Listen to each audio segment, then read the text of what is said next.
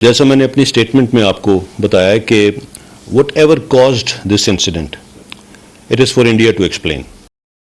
It was a supersonic flying object, most probably a missile, but it was certainly unarmed. नमस्कार दोस्तों, welcome to video talks once again. हमारी missile Pak पहुंच गई. Indian army की missile Pakistan में 124 kilometre अंदर गिरी है. भारत ने कहा गलती से चल गई. भारतीय रक्षा मंत्रालय ने मान लिया है कि 9 मार्च को भारत की एक मिसाइल पाकिस्तान के इलाके में 124 किलोमीटर अंदर गिरी थी.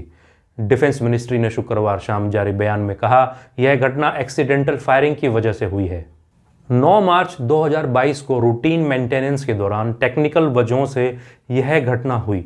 सरकार ने मामले को गंभीरता से लिया है और कोर्ट ऑफ इंक्वायरी के ऑर्डर जारी कर दिए हैं. घटना पर हम दुख जताते हैं. अच्छी बात यह है कि इस एक्सीडेंटल फायरिंग की वजह से किसी को जानो माल का नुकसान नहीं हुआ है. कैसे सामने आया ये मामला? पाकिस्तानी सेना के media wing inter services public relation ISPR के DG major general Babar Iftikhar ने गुरुवार शाम को एक प्रेस कॉन्फ्रेंस में इस घटना का खुलासा किया था. बाबर ने कहा था, भारत की तरफ से जो चीज़ हमारे देश पर दागी गई उसे आप सुपरसोनिक फ्लाइंग ऑब्जेक्ट या मिसाइल कह सकते हैं. इसमें किसी तरह के हथियार या बारूद नहीं था, लिहाजा किसी तरह की तबाही नहीं हुई. बाबर की प्रेस कॉन्फ्रेंस से पहले पाकिस्तानी मीडिया में इस तरह की खबरें थी कि भारत का कोई प्राइवेट एयरक्राफ्ट मियां चुन्नू इलाके में क्रैश हुआ है. पाकिस्तानी फौज भी घटनास्थल मुल्तान के पास मियां चुन्नू इलाका ही बता रही थी. क्या था बाबर का बयान? DG ISPR ने कहा 9 मार्च को शाम 6:43 पर बेहद तेज रफ्तार से एक मिसाइल भारत से पाकिस्तान की तरफ दागी गई. हमारे एयर डिफेंस ने इसे पकड़ भी लिया, लेकिन यह तेजी से मियां चुन्नू इलाके में गिरी. भारत से पाकिस्तान पहुंचने में इसे 3 मिनट लगे. कुल 124 किलोमीटर दूरी तय की गई. 6.50 पर यह क्रैश हो गई. कुछ घरों और प्रॉपर्टीज़ को नुकसान हुआ. यह मिसाइल भारत के सिरसा से दागी गई थी. बाबर ने कहा हमारी टीम ने इस मिसाइल के फ्लाइट रूट का पता लगा लिया है. यह बेहद खतरनाक कदम है क्योंकि जिस वक्त यह मिसाइल फायर की गई उस वक्त भारत और पाकिस्तान के एयर स्पेस में कई फ्लाइट ऑपरेशनल थी और कोई बड़ा हादसा हो सकता था. DG पाकिस्तान ने कहा हम इसे गंभीरता से ले रहे हैं और भारत से मांग करते हैं कि वो भी इस मामले को गंभीरता से ले और सीधा हमें जवाब दे. इसके पहले उनकी सबमरीन्स कराची के पास देखी गई थी. फिलहाल हमें भारत के जवाब का इंतज़ार है, इसके बाद ही डिटेल्स दी जाएंगी. DG ने कहा फिलहाल हमें भारत के जवाब का इंतज़ार है, इसके बाद ही डिटेल्स दी जाएंगी. अब भारत ने पुष्टि कर दी है कि यह मिसाइल गलती से फायर हो गई थी. कौन सी थी ये मिसाइल? आइए इसके बारे में हम आपको बताते हैं. पाकिस्तान के जर्नलिस्ट मोहम्मद इब्राहिम काजी ने सोशल मीडिया पर दावा किया है कि भारत से छोड़ी गई मिसाइल का नाम ब्रह्मोस है. कुछ भी?